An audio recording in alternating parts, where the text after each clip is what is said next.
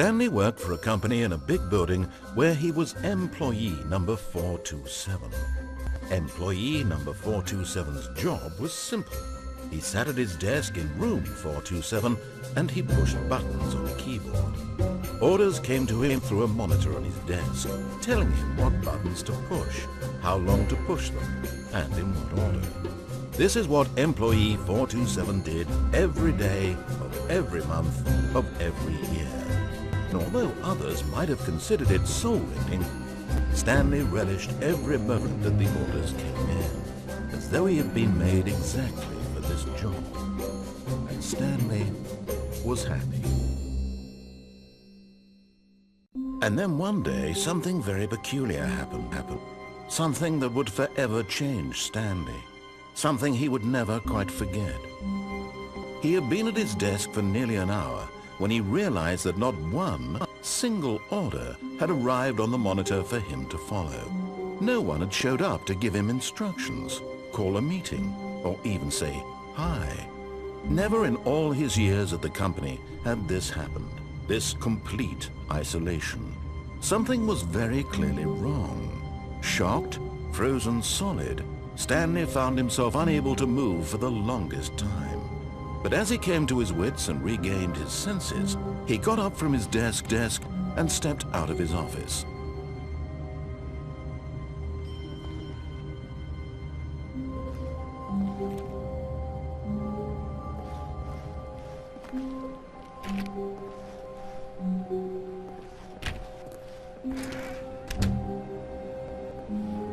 All of his co-workers were gone. What could it mean? Stanley decided to go to the meeting room. Perhaps he had simply missed a memo. No matter how hard Stanley looked, he couldn't find a trace of his co-workers.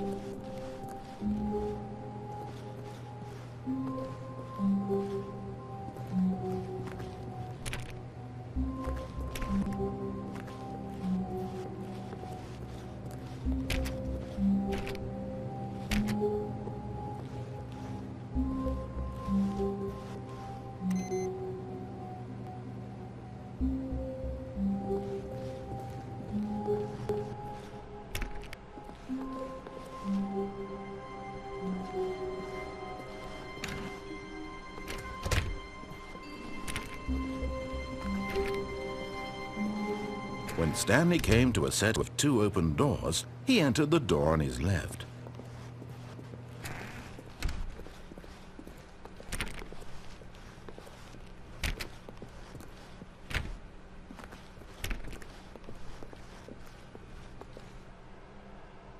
Yet there was not a single person here either. Feeling a wave of disbelief, Stanley decided to go up to his boss's office, hoping he might find an answer there.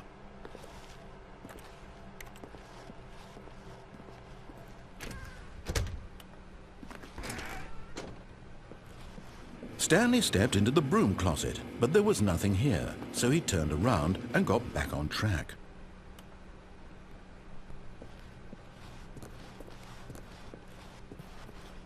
Coming to a staircase, Stanley walked upstairs to his boss's office.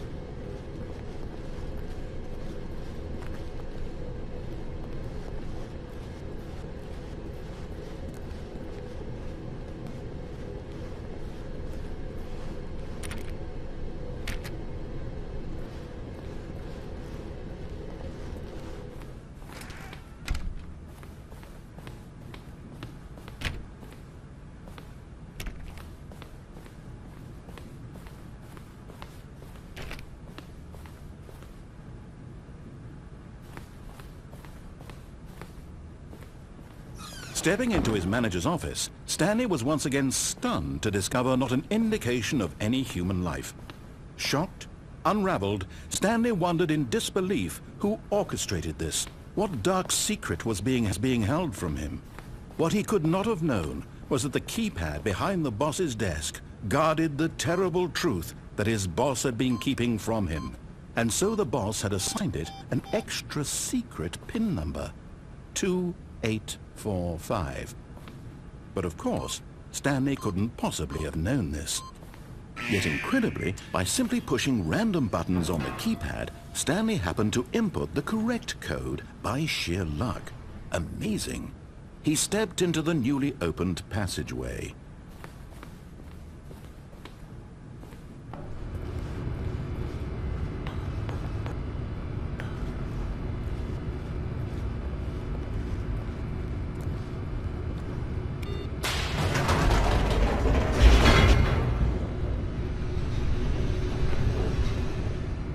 Descending deeper into the building, Stanley realized he felt a bit peculiar. It was a stirring of emotion in his chest, as though he felt more free to think for himself, to question the nature of his job. Why did he feel this now, when for years it had never occurred to him? This question would not go unanswered for long.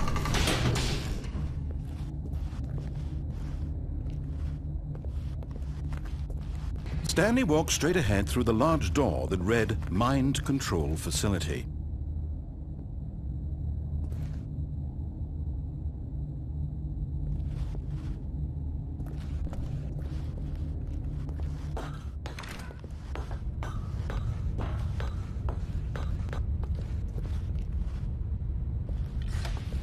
The lights rose on an enormous room packed with television screens.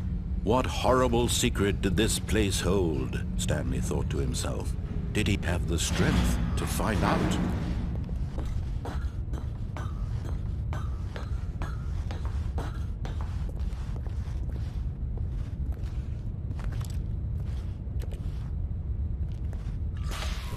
Now the monitors jumped to life, their true nature revealed. Each bore the number of an employee in the building, Stanley's co-workers. The lives of so many individuals reduced to images on a screen, and Stanley, one of them, eternally monitored in this place where freedom meant nothing.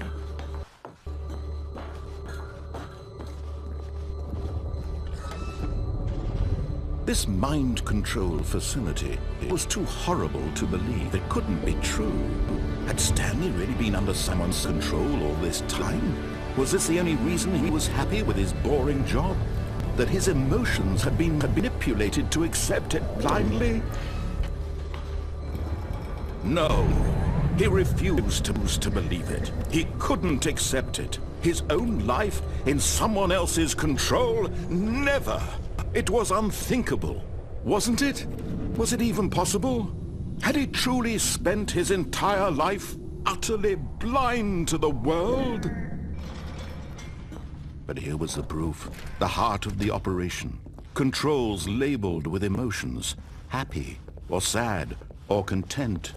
Walking, eating, working, all of it monitored and commanded from this very place. And as the cold reality of his past began to sink in, Stanley decided that this machinery would never again exert its terrible power over another human life. For he would dismantle the controls once and for all.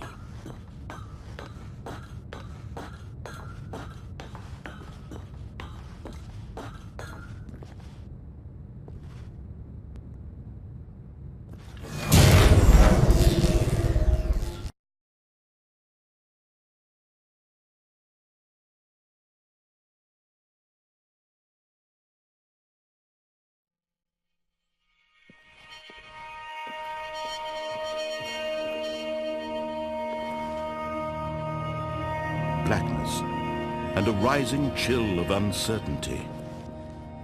Was it over?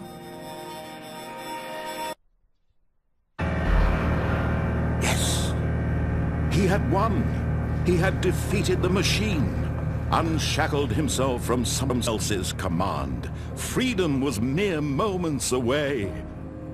And yet, even as the immense door slowly opened, Stanley reflected on how many puzzles still lay unsolved. Where had his co-workers gone? How had he been freed from the machine's grasp? What other mysteries did this strange building hold? But as sunlight streamed into the chamber, he realized none of this mattered to him, for it was not knowledge or even power that he had been seeking, but happiness. Perhaps his goal had not been to understand, but to let go. No longer would anyone tell him where to go, what to do, or how to feel. Whatever life he lives, it will be his. And that was all he needed to know. It was perhaps the only thing worth knowing. Stanley stepped through the open door. Stanley felt the cool breeze upon his skin, the feeling of liberation, the immense possibility of the new path before him. This was exactly the way, right now, that things were meant to happen. And Stanley was happy.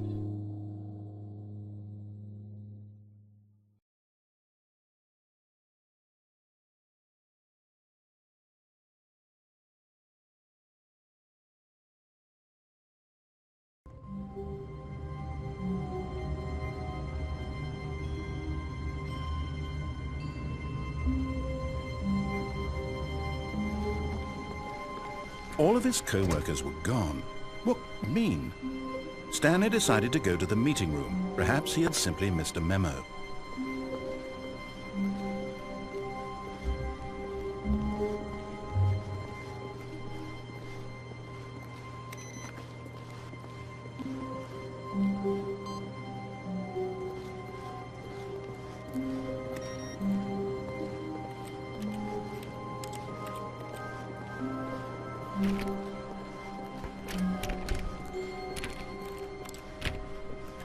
When Stanley came to a set of 2 open doors, he entered the door on his left.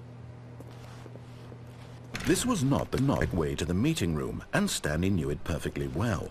Perhaps he wanted to stop by the employee lounge first, just to admire it.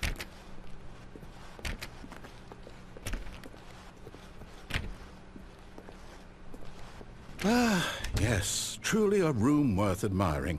It had really been worth the detour after all, just to spend a few moments here in this immaculate, beautifully constructed room. Stanley simply, but eager to get back to business, Stanley took the first open door on his left.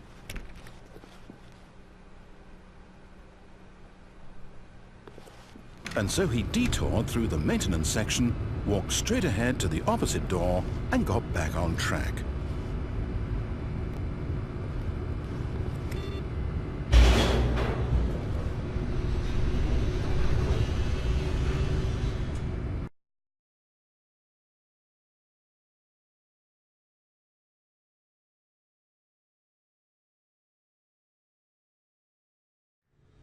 But Stanley didn't want to go back to the office. He wanted to wander about and get even further off track. So now in order to get back, he needed to go, from here it's, left. Oh, no, it's to the right, my mistake. No, not the right.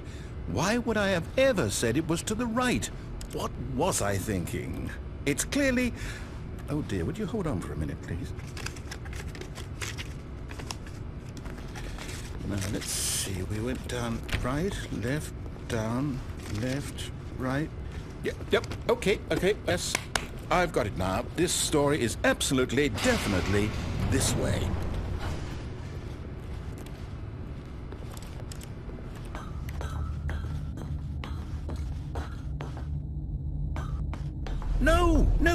No, this isn't right at all. You're not supposed to be here yet. This is all a spoiler. Quick, Stanley, close your eyes. Okay. We just have to get back to, who am I kidding? It's all rubbish now. The whole story completely unusable. How about, rather than waste my time trying to salvage this nonsense, we'll just restart the game from the beginning. And this time, suppose we don't wander so far off track, Okay, from the top.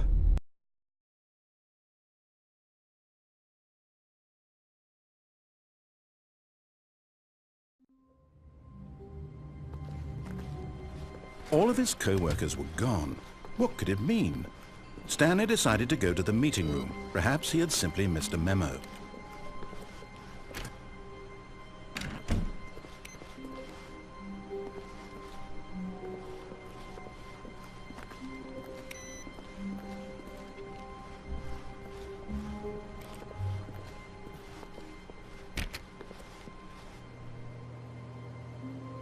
When Stanley... Wait, what? No, no, I restarted. I swear I definitely restarted the game over, completely fresh. Everything should be... Well, did something change? Stanley, did you change anything when we were back in that room with all the monitors? Did you move the story somewhere or... Hold on. Why am I asking you? I'm the one who wrote the story. It was right here just a minute ago. I know for sure that it's here somewhere. Okay, then. It's an adventure. Come, Stanley. Let's find the story.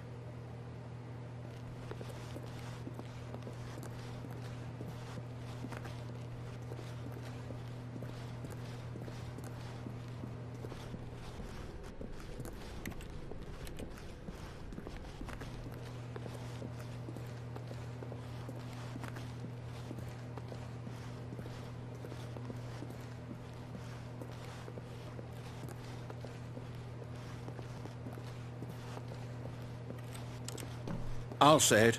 This is the worst adventure I've ever been on. I can promise you there definitely was a story here before. Do we need to restart the game again? Well, I find it unlikely that we'll ever progress by starting over and over again, but it's got to be better than this. Okay, let's give it a shot. Why not?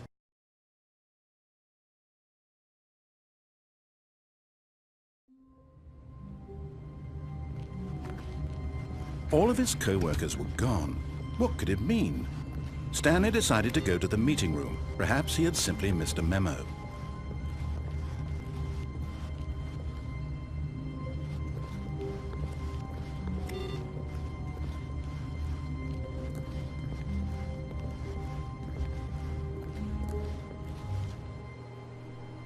Okay, yep, it's worse.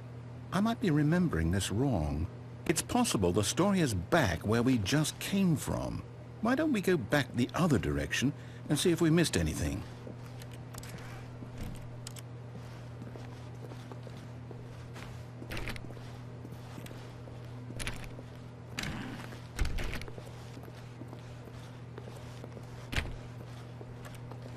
Aha! I knew we'd miss something. The story. Here it comes.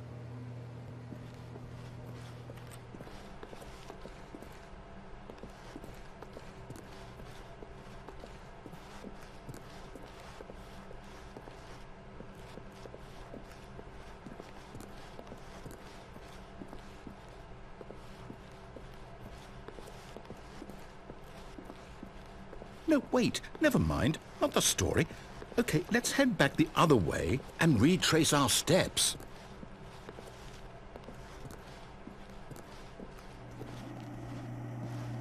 Now this... Well, I'll be honest, I don't recognize this place at all. Is this the story? I don't think so. I can't quite recall, but I believe my story took place in an office building. Is that correct? Do you remember, Stanley? Well, do you know what? Since I've completely forgotten what we were supposed to be doing, how about this? You win! Congratulations! I know you put in a lot of hard work, and it really paid off, so good job. Oh, no. No, I don't feel right about this at all. We both know you didn't put in any actual work for that win. Some people win fair and square, and this was not one of those situations. Okay? I'm getting weirded out by whatever this place is. I don't care what might happen this time. I have to restart.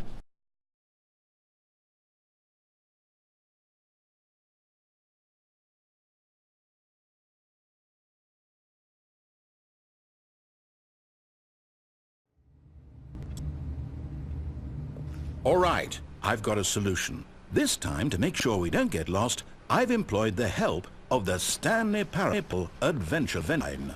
Just follow the line. How simple is that?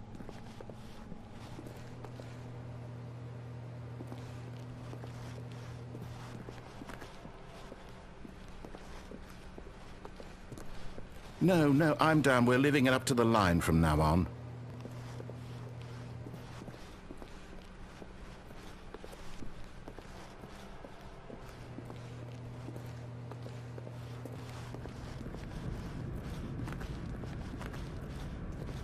You see?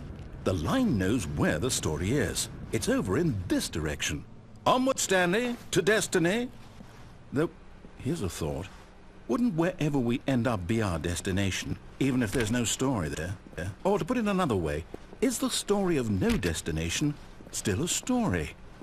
Simply by the act of moving forward, are we implying a journey such that a destination is inevitably conjured into being via the very manifestation of the nature of life itself? Okay, Stanley, I need to follow this train of thought for a minute. Just stick with me.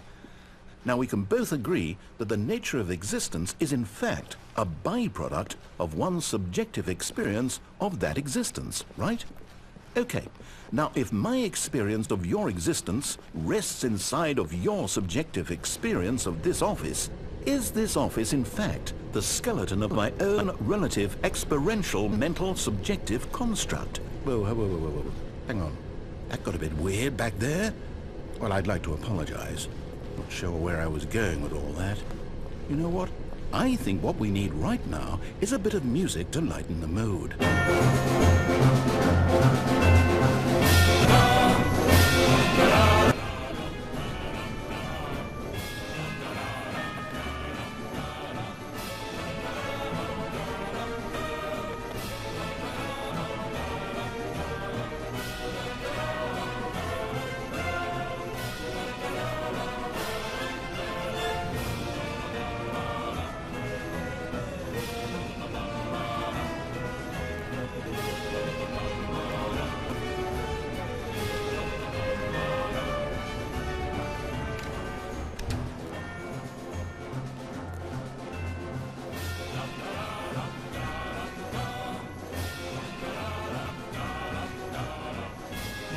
Wait, cut the music.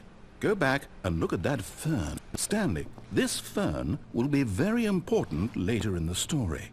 Make sure you study it closely and remember it carefully. You won't want to miss anything.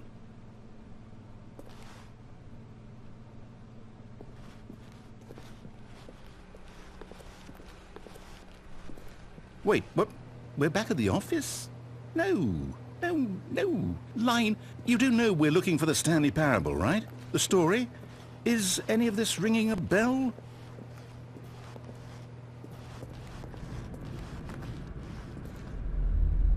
Oh, no, not again. Line, how could you have done this to us? And after we trusted you, after everything we've been through, you... Well, I can't take this anymore. To hell with it. Restart.